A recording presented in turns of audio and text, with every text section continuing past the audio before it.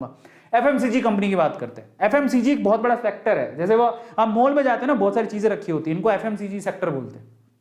चाय हो गया, टूथपेस्ट हो गया, मतलब घर पे जो चीजें चाहिए होती हैं, फास्ट मूविंग कंज्यूमर गुड्स जो होते हैं, आप मॉल में जाते हो, उसके जो बहुत सारी कंपनीज हैं, सारी कंपनी जो लिस्टेड है, डाबर लिस्टेड है, बहुत बढ़िया कंपनी है, फंडामेंटली स्ट्रॉन्ग कंपनी है। अगर आपको पैसा लगाना हो तो लगा देना, need money, you need money. बहुत शेयर काफी अच्छा खासा महंगा है। आईटीसी बहुत बढ़िया कंपनी है, डिविडेंड चाहिए तो बहुत अच्छा है, इसका शेयर भी बहुत सस्ता है, 230-240 रुपए का शेयर है।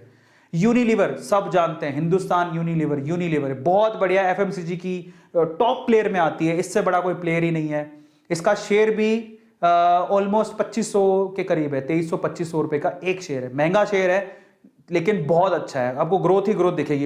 इसको ब्लू चिप शेयर्स भी बोलते हैं। नेस्ले का शेयर सबसे महंगा है, 12 हज़ार 10-12 हज़ार का शेयर है, ये बहुत महंगा है। मैं आपको सलाह नहीं दूंगा, लेकिन वो कंपनी है एफएमसीजी की। मारिको, ये मेरा मतलब ये शेयर महंगे हैं, ओके, ये शेयर महंगे हैं, ये मेरी फेवरेट कंपनी है एफएमसीजी के अंदर, जिसमें आपको ग्रोथ भी दिखेगी। अगर आपको एफएमसीजी सेक्टर में पैसा लगाना है, मारिको में लगाना, ठीक है। मारिको के प्रोडक्ट आपको बहुत दिख जाएंगे, आप एक बार रिसर्च करो, मारिको के भयंकर भरसक प्रोडक्ट आपको दिख जाएंगे जो आपके घर पे यूज होता है, आपको पता भी नहीं है मारिको के प्रोडक्ट है। ये इस कंपनी का शेयर आपको 500 रुपए के करीब में मिल जाएगा, मेरा फेवरेट है, ठीक है। विप्रो क्यों डाला गया मुझे पता नहीं, विप्रो को, हाँ, विप्रो के कुछ खाने पीने के प्रोडक्ट भी आते हैं, विप्रो के भी आते हैं, पतंजलि भी है उसमें, बाबा जी की, ये भी लिस्टेड है, ठीक है। टाटा के खुद के कुछ प्रोडक्ट आते होंगे, टाटा कंज्यूमर बोलते हैं उसको, ये भी मेरे फेवरेट कंपनी है, टाटा कंज्यूमर, जो एफएमसीजी कंपनी है। तो टाटा सिर्फ गाड़ियां नहीं बनाती है, टाटा का पता होगा स्टार मॉल्स खुले रहते हैं, वो टाटा की हैं। तो ये मैं अगर बोलूं कि मैंने कहां पे इन्वेस्ट किया है, तो मेरी एक आईटीसी में इन्वेस्टमेंट है, ये डिविडेंड के लिए किया है। इसका शेयर है ना, बस एवरग्रीन शेयर है, कुछ ज्यादा नहीं मिलता है इसमें। मेरी यूनिलीवर में शेयर्स हैं, मैंने यहाँ पर शेयर खरीद रखे हैं। मारिको में मेरे शेयर्स हैं, मैंने खुद ने खरीद के होल्ड करके रखे हुए हैं। टाटा कंज्यूमर में शेयर है, खरीद के होल्ड करके रखे हुए हैं, बस ये कंपनियां हैं। बाकी और मेरे किसी में शेयर नहीं है। विप्रो एफएमसीजी में शेयर नहीं है, मैंने नहीं खरीदे, लेकिन ये कंपनियां हैं। और इनमें लीडर कौन है, जो लीडर है उसको तो खरीदो ही। मान लो आपने ना 6 महीने, आपको ये कहां से लाएंगे एक शेयर का 2300 रुपए, मैं बताऊंगा कहां से पैसा लाना है। लेकिन आप जरा सोचो कि अगर आप मान लो कि आप एक महीने में 100 रुपए भी आप इकट्ठा करते हो, कर लो धीरे धीरे करके। एसआईपी भी कर सकते हो, आजकल तो शेयर खरीदने में एसआईपी भी होती है। अगर आपको शेयर खरीदना है तो आप धीरे धीरे पैसा इकट्ठा करो और एक दिन एक शेयर खरीद लो। मैं आपको कौन कहता है बहुत सारे खरीदो, लेकिन ये ऐसी कंपनी की लीडिंग कंपनी है, कभी फेल नहीं होगी। एफएमसीजी की टॉप कंपनी है, टॉप नंबर 1 पे आती है, इससे बड़ी कोई कंपनी नहीं। सेफ है, एकदम सेफ सेक्टर है एफएमसीजी सेक्टर। फिर आता है दूसरे सेक्टर की तरफ, टेलीकॉम सेक्टर, सबसे रिस्की सेक्टर है। मैं इसमें बिल्कुल इंटरेस्टेड नहीं हूं, लेकिन आपको पता होना चाहिए कि टेलीकॉम कम्युनिकेशन ये सेक्टर भी है, हाईली रिस्की है। मेरा इसमें कोई इन्वेस्टमेंट नहीं है, लेकिन कंपनियां हैं। जियो बहुत अच्छी कंपनी, आप चाहो तो लगा लेना। आइडिया, ठीक है। एयरटेल अच्छी, इसमें सबसे अच्छी कंपनी एयरटेल है। लेकिन देखो, ये मेरा परसेप्शन है, बाय द वे, आप रिसर्च करो, कंपनियां सारी अच्छी हैं।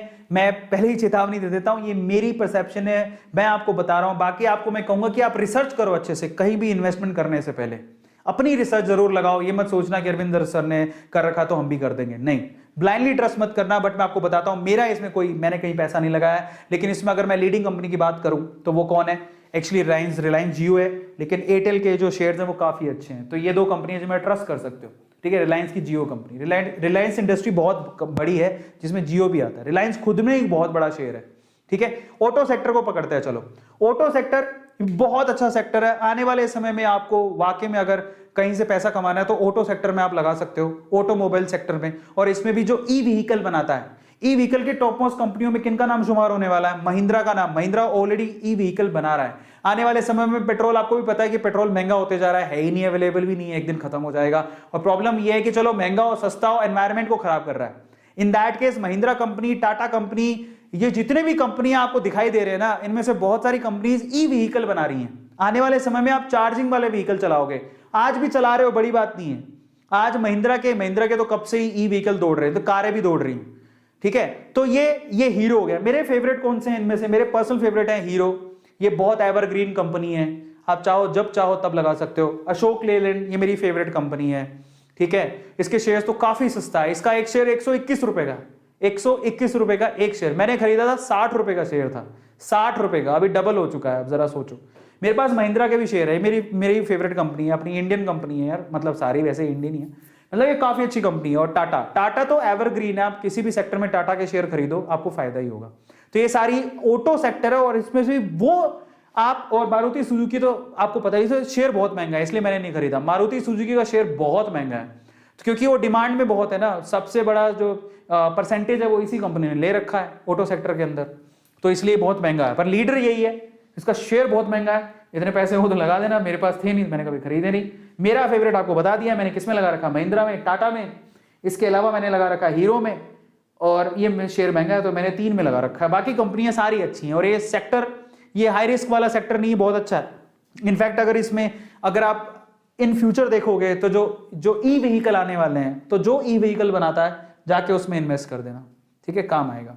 इसके अलावा बैंकिंग सेक्टर पर आता है, सबसे सेफ सेक्टर माना जाता है, लो रिस्क, ये कभी डूबेगा नहीं। मतलब यस बैंक को देख के तो नहीं कह सकते, बट बाकी बैंक काफी अच्छे हैं, इनमें से किसी ना किसी बैंक में आपका खाता होगा, और ये सारे के सारे बैंक लिस्टेड हैं। और एक और बात बताऊं, आप बोले कि बैंक स्टॉक मार्केट में क्या कर रहा है, पता है, आप जो एफडी करते हो, जो सेविंग अकाउंट में पैसा रखते हो, करंट अकाउंट में पैसा रखते हो, ये बैंक करते क्या है, इन्वेस्टमेंट का काम करते हैं। या तो वो होम लोन में किसी को दे देंगे, व्हीकल लोन में किसी को दे देंगे, यानी कि लोन की कैटेगरी में किसी को दे देंगे, नहीं तो वो पैसा मार्केट में लगता है, बैंकों की तरफ से भी मार्केट में लगता है पैसा, ठीक है, होल्ड करके रखते हैं अलग अलग डायरेक्ट और इनडायरेक्ट वे से, ठीक है। तो डायरेक्ट और इनडायरेक्ट वे से ये बैंक भी मार्केट में पैसा लगाते हैं, वहीं से तो कमाते हैं बैंक, और कहां से कमाते हैं। लेकिन अगर मुझसे पूछो कि ये देखो ये पूरा बैंकिंग सेक्टर है, इनमें लीडर कौन है, इनमें लीडर है एचडीएफसी। इन पूरे बैंकिंग सेक्टर में लीडर एचडीएफसी है।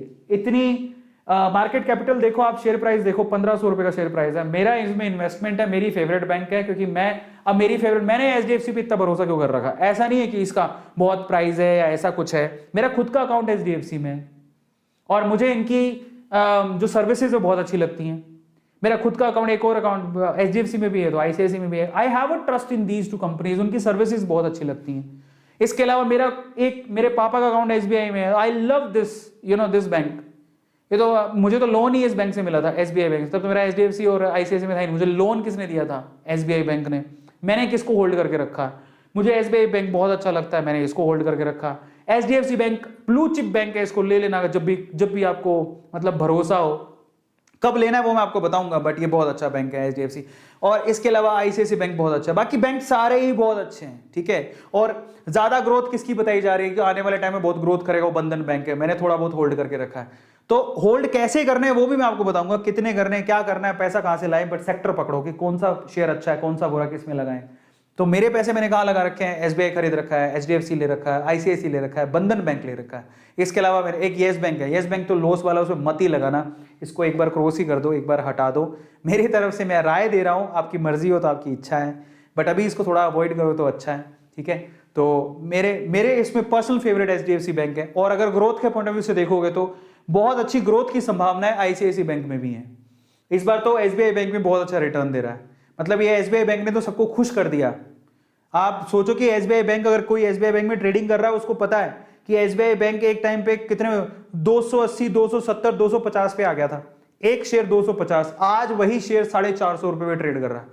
तो आप सोचो कि एसबीआई बैंक ने कितनों को खुश किया है। ये अच्छा सेक्टर है, और जब भी आप कभी इन्वेस्टमेंट की सोचो तो आप जरूर सोचो कि मैं बैंकिंग सेक्टर में लगाऊंगा। इनका जो टॉप प्लेयर है वो एचडीएफसी है, जब मौका मिले एचडीएफसी खरीद लेना, लेकिन महंगा है।